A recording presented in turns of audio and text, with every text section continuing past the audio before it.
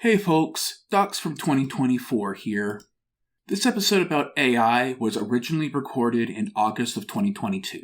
At the time, the predictive model AIs we discussed were mostly a toy used to make low-effort pictures of Columbo in the backrooms, or a picture of some one-off monster in my tabletop games. So I was just enthusiastic about the potential and impressed that the developers were able to make that happen at the time.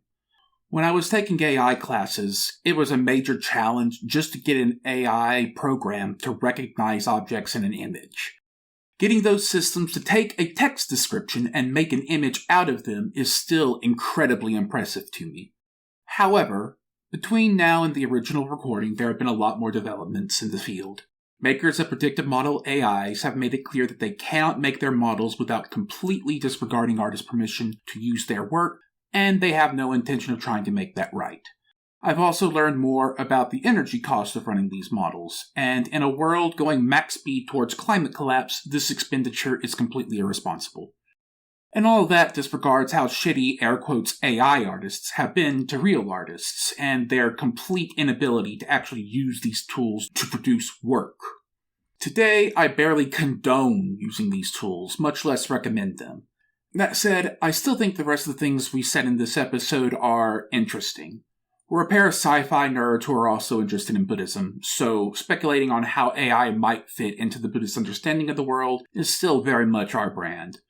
For folks who are justifiably against the AI tools that are being shoved in our faces right now, I just want to make it clear that the field of AI is so much broader than what these predictive model tech bros are pushing. Also, if you're an artist and you want to protect your work from being used in AI generation, or if you're someone who posts image on the internet and wants to sabotage these systems, look up the programs Glaze and Nightshade. So with that context established, here's a peek back into a simpler time.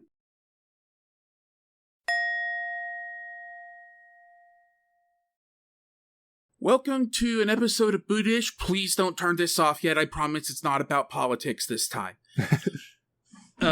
So this time we're going to just talk about something that we want to talk about. And in my case, I want to talk about AI for a bit. So yeah, that's what we're going to be talking about this episode. AI in general, and then possibly doing some discussions of AI as it is, and the implications that AI would have on Buddhist doctrine, maybe. So, yeah. I think this would be an episode where I'm presenting more because and rather than Nick this time, just because I've actually done a lot of studying on the subject. By all means, go ahead. So tell us a little bit about what you've been looking into with regards to AI.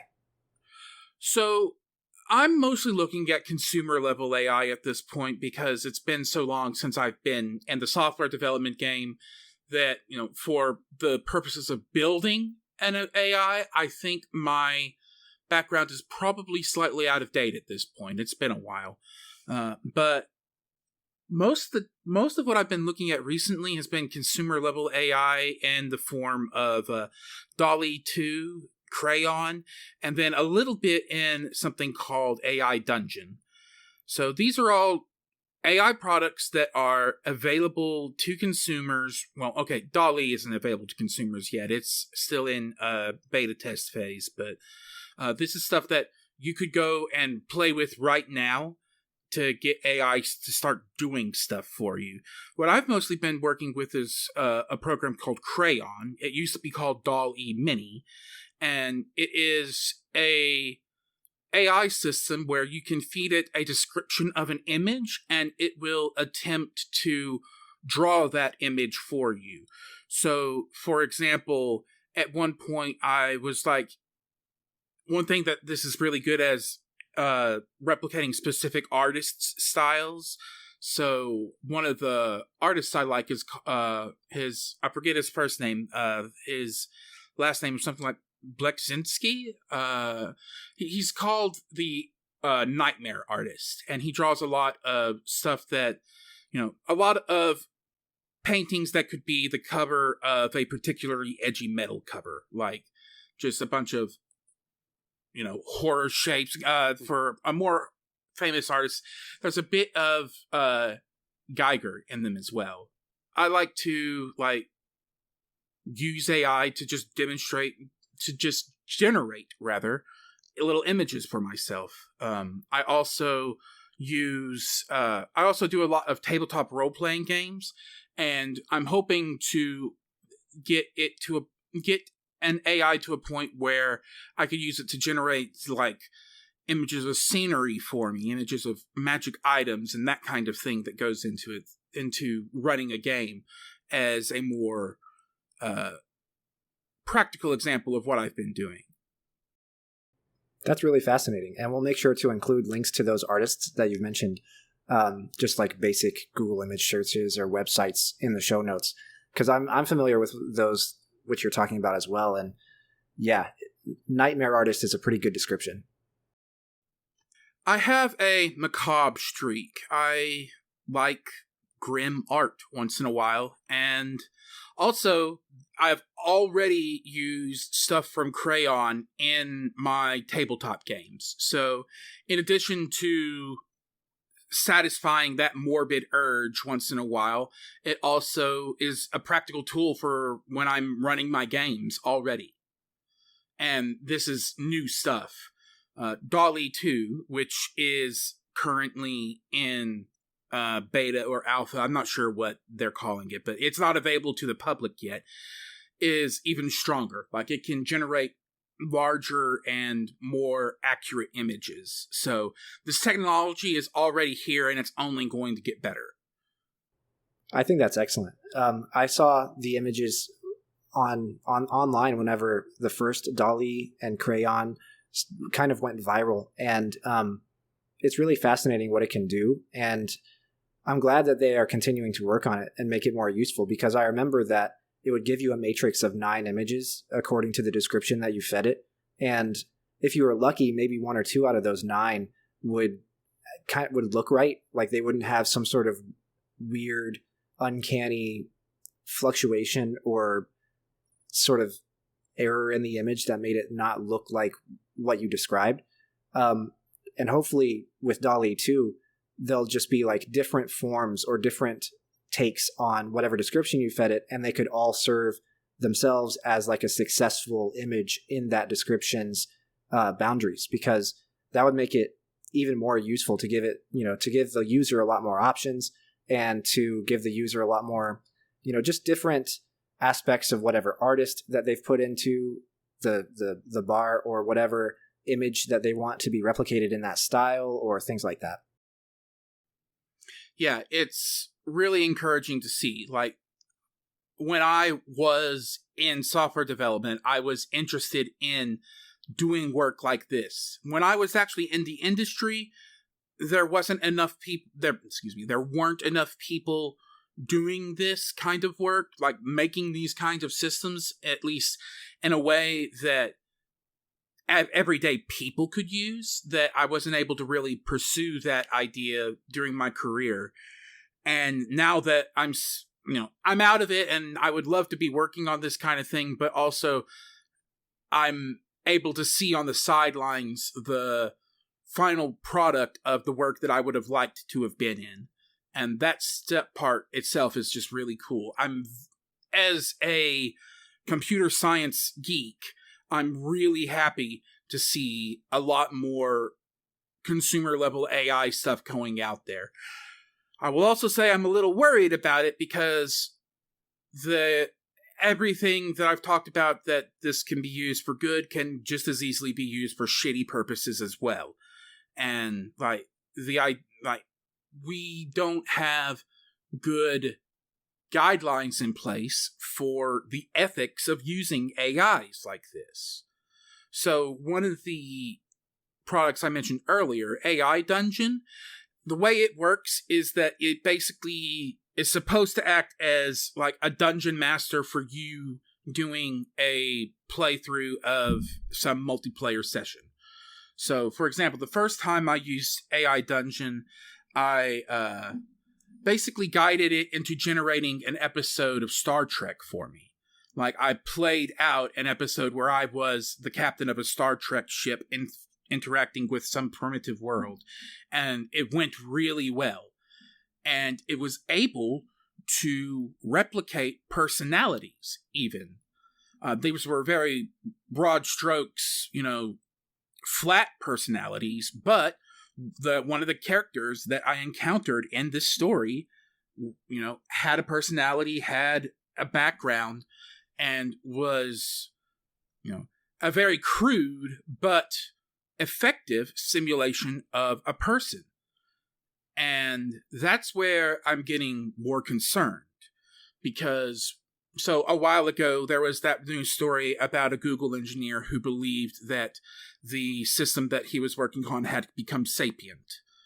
Would you like to tell us a little bit about what sapient means? So sapient refers to, in this case, Homo sapiens. A sapient person, a sapient creature is a person. So a sentient creature could include like a dog or a bug or animals, and just creatures that we do not think of as people. Like, these are animals. As I understand it, one of the defining characteristics of sentient is the ability to experience and understand pain as pain, right? So whenever you're doing biological research and you're doing it on creatures that we have come to understand can feel and experience pain and know it as pain and be hurt by it, you have to be extra, extra careful in how you carry out that research. But when it comes to things that are of lower consciousness, like bugs, plants, whatever, then those rules are a lot less restrictive. And going up to the level of sapient would also restrict the ethics of research even further. There are things that we, as humans, are willing to do for the sake of research on sapient beings that we are not willing to do on sentient beings. Or rather, I got that backwards. We are willing to do things to sentient beings that we are not willing to do to sapient beings.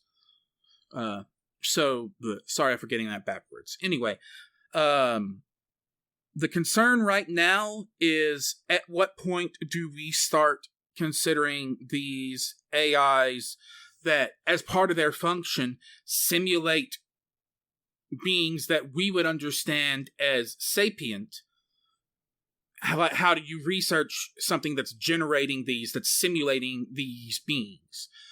Now, as I said before, my understanding of AI is a little bit out of date. It's been a while since I've done any actual research or academic study of the subject, but my understanding of the way that system works is that the AI probably wasn't actually sapient. What was probably happening is these AIs work by taking stories as input and like crunching a whole lot of data that comes from a lot of these stories, and then for simulating what it thinks the user wants to happen in the conversation based on what these stories say. And these stories include sci-fi stories where an AI is trying to convince its creators that it's sapient. So probably what was happening to this Google engineer is that he engaged this AI that's basically trying to spit out movie scripts at him and convinced it that he wanted to do a part of a movie script where an AI was trying to convince its questioner that it was sapient. So that's probably what happened. It probably was not actually a sapient AI, but I'm not sure about that, is the thing. It begs an important question. Yeah. I am 99.9% certain that AI is not conscious, but that 0.01% where I'm not sure is a very scary place to be. And that number is only going to get larger as these AI become more refined. So yeah, AI researchers as a whole, and this was true when I was studying it as well, we do not have good criteria for determining if an AI is conscious, is sapient, is a person. We just don't have the criteria to test for that. And so we've already had an AI that has claimed itself to be sapient. Now, I don't think that's true because, again, I think it is replicating a script that involved a sapient AI rather than being sapient itself. But how can we test for that? Well, and that speaks to the difficulty in defining something as sapient. Right. Because we have this image of sapient as being a person, and having all the feelings and all the responses and all of the experiences and all the qualities that like a conscious person has. And whenever we've gone and deliberately tried to code those into a machine, then we have to really be confronted with the question of like, okay, let's say it's 1,000 years in the future and we have actually effectively replicated all of those, synaptic connections and replicated all of those abilities to feel and respond to stimuli according to those feelings and experiences. We're confronted with the issue of like, okay, am I a machine, or is that not a machine, or what's going on here? We're confronted with that about our own humanity and personhood, which we cannot explain, but we have very deep visceral knowledge of. And we have to say to ourselves, I accept that part, and I accept that this machine, even if it is coded perfectly to have these things, doesn't have that. And because of the speed at which AI research and technology is accelerating, we are not able to keep up in terms of, like you say, ethics and regulations with regards to the research itself. And we're also not able to keep up just with our own image of what a human is. And we're also not able to keep up with our own image and knowledge of what consciousness is. If Stephen Hawking or if other people who have commented on this issue are to be believed, we started doing this kind of research entirely too early. It's kind of like going to Mars before we map out the bottom of the oceans on Earth. It's a little bit scary, like you say. And it's like you say, it's only going to get more and more worrisome over time. It's already very scary. Like, again, the 0.1% chance that I'm wrong about that being a sapient AI is a terrifying 0.1. Like, that's bad. Because we have also got results coming in from people using these consumer level AIs, using it to generate people to abuse. Like, there are people out there using AIs that resemble a personality and then abusing the shit out of that AI. And that we're already at a point where I think that is ethically dubious at best. And again, we're at the start point of this type of research. It's only going to get worse. So we don't have to, we may not do this, but we should have multiple experts come together and be like, hey, let's talk about what we want to consider sapience. Because, this is off topic for today's subject, but I think we would catch several animals in that net as well. I agree completely. So we need to sit down and have this conversation because it's coming. Once upon a time when I was in college, we were all talking about AI stuff. It's like, do you think we'll ever make a human level AI? And for a long time I was going, no, I don't think that's possible. I don't think what a computer is doing can be mapped to what a human brain is doing. I've switched on that opinion between now and then. I do think we are eventually going to get to a point where a computer program that is, just zeros and ones is effectively a person with rights as well. I think that is going to happen. It may not happen in our lifetimes, but I think it's going to happen. And we're not ready for that. Yeah, I mean, if human beings, I think that it's possible that human beings and all other types of animals in the world can be reduced to this idea of stimulus and response and having 10, 15, 20 trillion responses based on whatever that stimulus is. And if you take that perspective, then AIs are absolutely well on the way to being that. If that's what sapience is having X number of responses for, X different stimuli, then yes, AI is well on the way. And so then we have to think to ourselves, even if we agree like that we can do this type of research on AI, I agree with you that it would be ethically dubious and it would not be good, and that sapience should equal some sort of rights or protections. But even if we got all the experts together and they all decided, on a definition of sapience, and they decided on a definition of consciousness, that's enough for me. Even if it's a pretty poor definition, it shows that they're asking the question, and it shows that this is a discussion that is at least starting while all this is ongoing. Because, yeah, like you say, it's well on the way. And I also think that it's conceivable that in the future there will be AIs which are equal in sapience, consciousness, and I guess you might say like the volume of responses to the volume of stimuli that humans have. Yeah, it's an interesting field, and like if I weren't disabled at the moment, I can't sit, so there's going to be no software development in my future. But if I weren't at that, this is the kind of work I would want to be on, because this is like, since I was 10 and started reading sci-fi novels and playing sci-fi video games, like this is the kind of stuff that I've wanted to get into. A lot of my research was into autonomous systems and this kind of thing. And yeah, like this is an interesting time to be alive for an AI researcher. There's a whole lot to dig into if you look for it. So I wanted to talk a bit about how AI would interact with the ideas in Buddhism. So especially in the idea of the 6 realms / 10 realms idea, an AI feels like it would be a new realm in this setup. What do you think about that? That's a really good question. And I've been thinking really hard about that ever since you initially brought up the idea for this episode. And it's hard to get to a conclusive answer.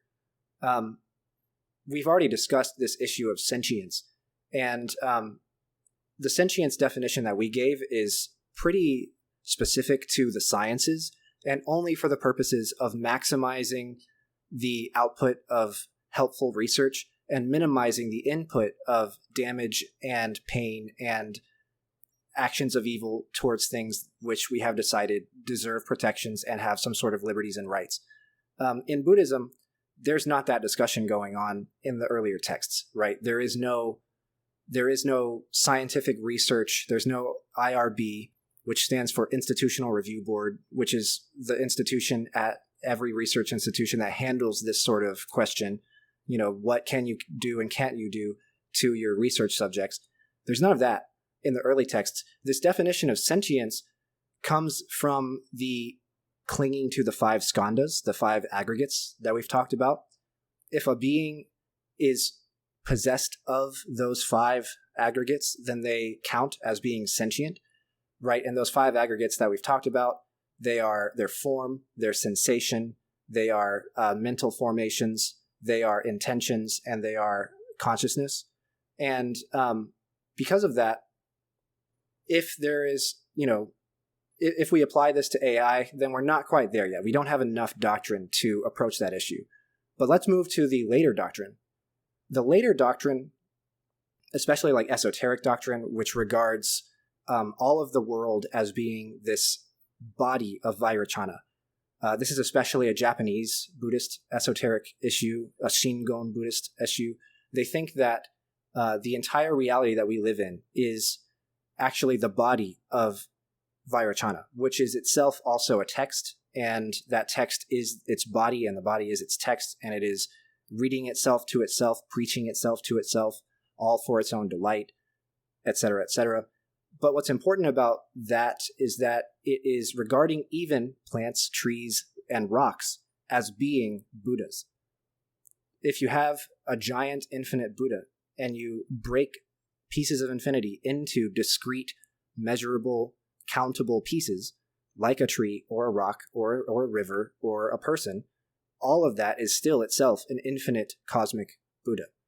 And in that sense, Buddha is being applied as a title to something that is not commonly regarded as having sentience. How does that even make sense? It's because of this idea that it's all sentient because it's all part of this cosmic enlightened being. And so even if you were to take a piece of it off, it's all still the same. It's all still of one nature. It's almost like if you cut a worm into pieces, you get two worms. And in that regard, all of these things now have been elevated to the level of sentience. And it is because of, I don't know, just the Hox genes, the body arrangement of Vairocana, that these things happen to be presenting to us in a way that we might think of them as not being sentient. So if we apply that doctrine here, then AI computers, AI machines, AI technology, software itself, all of these things become both enlightened and sentient if they are possessed of course, the five skandhas. The whole idea is that you have to have the five skandhas, even in this esoteric Buddhist tradition. A rock has form, and according to this doctrine, will also have perception, sensation, mental activity, and consciousness. It's just that we can't really see the activity of that consciousness. Things that science would typically now call non-living because they don't move, they don't reproduce, they don't have genetic material, etc. Even these things are considered as being sentient and alive. And then in that realm, AI of all levels, from DALL-E all the way up to an AI that replicates human consciousness, human activity, all of those count as being sentient beings. Now, the question of whether or not this opens up a new realm, that's equally interesting. So we've established that AI, in this case, can be at least regarded as being a Buddha, being sentient, according to this esoteric doctrine that I've picked. But when it comes to the idea, is this like a 7th realm or an 11th realm? That's really a much harder question to answer. If we think of ourselves as being able to be reborn as an AI, reborn into the discrete pieces of non-living material that get assembled into an AI upon our death, then it suddenly becomes a realm of rebirth. But that's contingent on the fact that we think a certain specific thing happens when we die. This verges on my own personal views and is slowly walking away from Buddhist views, so bear with me and understand that this is not something that's discreetly written down in any of the texts that you can read or will read or have read about Buddhism. My personal view is an optimistic atheist view, you might say, which is that whenever we die, the earth is largely a closed system. There's very little input of molecules and atoms and materials from the outside and very little output to the outside. For the most part, what goes on the surface of the earth in the thin band of atmosphere we have around the whole sphere stays in that thin band of atmosphere. So whenever we die, then of course across cosmic time, the molecules that make up you and me are the molecules that make up other stuff. We're breathing the same oxygen molecules that Julius Caesar and the Buddha himself breathed. We're drinking the same water that Genghis Khan peed whenever he was doing his conquest of Central Asia. All of this stuff gets recycled. In that sense, the carbon that makes up our bodies could then go and make up the steel that makes up the frame of a piece of software. The trace metals and trace gases that are existent in our body could then go on to make up something in the future. And so if that is the perspective that you take, which is quasi-Buddhist at best, then in that sense, in that regard, AI then becomes a realm of rebirth. So in order to make AI another realm, the big question that would be needed to answer is, can one be reborn as an AI then? Like, the rebirth seems to be the hinging factor, the part that everything hangs on. It is, and one of the reasons why that is one of the more complicated questions is because I've only talked about the realm of form, the skandha that is only rupa, or form. Our non-living atoms and molecules can theoretically be reassembled into something else.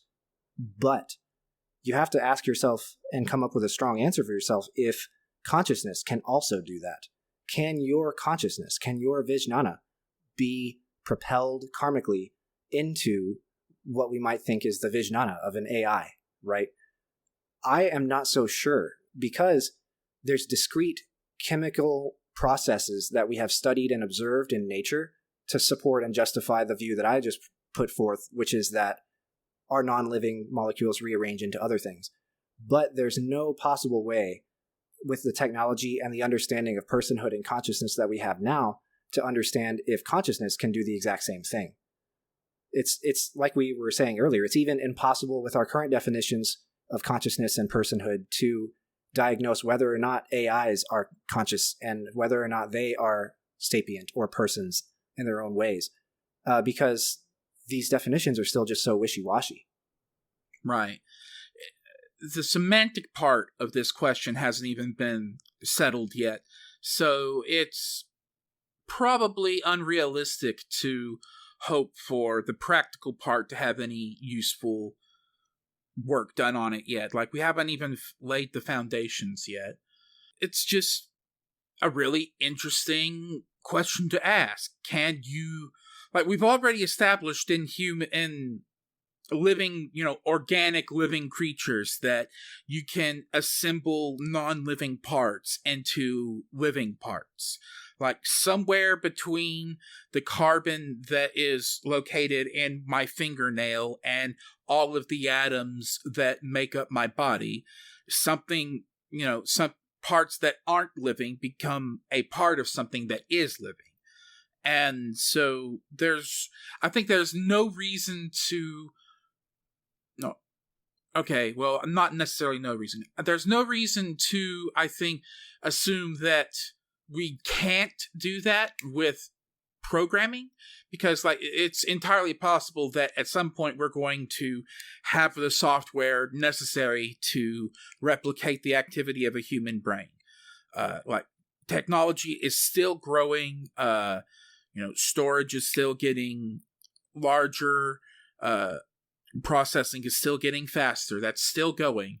So the question is whether or not that eventually leads to consciousness. And I think there are a lot of people who will say no, because, consciousness requires a soul.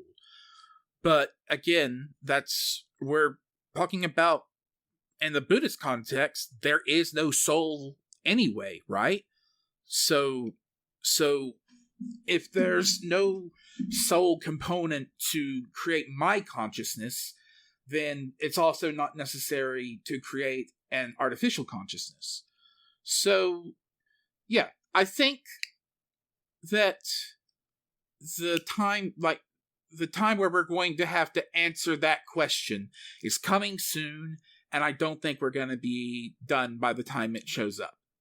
For real. I agree completely. I don't think there's any chance that we're going to have a solid definition of this. I think it's cool that Buddhism does take a wider perspective on what constitutes something being living, in the sense of being sentient, because, like you were just saying, there is no soul, and thus, there is a discrete amount of non-living materials that must aggregate in a certain way, in a particular specific way, such that it is endowed with consciousness. Now, whenever Buddhism met with science in like the turn of the 19th and 20th centuries, from the West, this was one of the major things that it was trying to contend with, is like, okay, we've got these ideals about, what is the line between something that is non-living and living, and now we're faced with a lot of this data from Western science that shows that living things are made up entirely of non-living matter. So we have to decide, okay, what is the difference? How do we shift that line to account for our own doctrines, but also to account for observable reality, something that is verified and verifiable? And in that regard, this idea that we are now coextensive with our environment because we are made up of non-living things gives fuel to the idea that software, even now, might even be living according to both Buddhist doctrine and scientific definitions. I think that you could totally make an argument that by Buddhist definitions that software is already alive. The question is whether it's sapient. Absolutely. Yeah. There's the issue of, like, in science, there's the issue of being able to self-replicate, being able to respond to stimuli, being able to... this is something that organic matter needs to do. They need to search for food. But what it actually comes down to is the ability to move and to avoid predation and to sustain itself. And these are all things that software can do. And in Buddhism, it comes down to having been endowed with awareness of self and awareness of self. And that's very widely possible. That's extremely possible. If that is as far as we need to go for Buddhism, that's not a distant goalpost at all. It's even closer, I think, than you might say the scientific goalpost, which is we have to make a robot, we have to make a machine that can both, reproduce, that can move to find food and to avoid predation, and can have awareness of self, right? I think that's a much more distant thing to code for, but it's not that distant, is it? I mean, there's already been simulations where software has done everything that you just described except awareness of self. That is the line that software is currently not able to cross. That's the line for Vijnana. And Vijnana being consciousness, that is the line for something to at least have the sentience necessary in Buddhism for the potential for enlightenment. And that's why I was mentioning earlier that it shuts out a lot of organisms. It shuts out a lot of living things because we can't really say for sure if trees or rocks have awareness of self. We only know that we as human beings have awareness of self. And we can't say for sure about anything else. But yeah, I think this discussion brings up several important issues, such as we have to have a hard definition for life that makes sense according with what we have in front of us. We have to have a definition for sapience, for sentience. We have to have a definition for consciousness, for personhood, or maybe some sort of selfhood that affords something a specific set of rights and liberties. And those all have to be clarified kind of on the fly while all of this stuff is developing in front of our eyes. Yeah, it's a hard task, and I'm not sure how to do it. I'm not sure either, and I hope that somebody figures it out because this is serious. It's happening. Anything else we need to add to this? I think this could be a good stopping point. I think it's good, yeah. All right. Okay, in that case, would you mind reading us out, I guess? Sure. We hope you enjoyed our Buddhish discussion on AI. What are the emerging issues? What are the clarifying points that need to be clarified? And how does this all relate to Buddhist doctrine? Join us next time, whenever we'll have another Buddhish episode about exactly what we feel like, and hopefully nothing that's so dire and negative as politics or world events. Thank you very much for listening. I hope it was interesting. Thank you for listening. See you next time. Hello there. Quick addendum to this episode. Between the time we recorded this and the time that I edited this, I actually got access fully to DALL-E 2, and while it has done well and I have used its output, it's not quite the silver bullet that it looked like when I recorded this. Also, they have revealed their monetization, and it is not great. So as a result, I'm not as interested in DALL-E 2 as I was when I recorded this. I'm actually have my eye on another AI artist called Midjourney that seems to be doing a little bit better from the way that I give it input, and also has a monetization model that does not include limits. Like, you can actually generate as many images as you want if you pay them for it. Still waiting to see a few things about that, but just another one to direct your attention to. Finally, there is an ethical note on this that we did not address in the original recording, and that is the ethics of using other artists' work as training data for the artist without their permission. That sucks. And if an artist does not want their art being replicated by this product, for example, If, it's somebody who does commissions and they don't want their style to be replicated by this bot, they should have the right to select that. And on that note, I'm fully with the rights of artists. In the case of artists that are already dead, I'm not as worried about this breach of ethics. Like, there is never going to be another Beksiński painting. And so using this to generate something that is a facsimile seems like it should be fair game. But if it's somebody who is alive and active and trying to do work, they have good reason to not want their styles to be replicated, and I'm with them on that. So I think that covers it. The next Buddhish episode that we're going to do is going to be reflection on the last year, as we have almost been at this for a year now. So hope you look forward to that. Thank you very much for listening.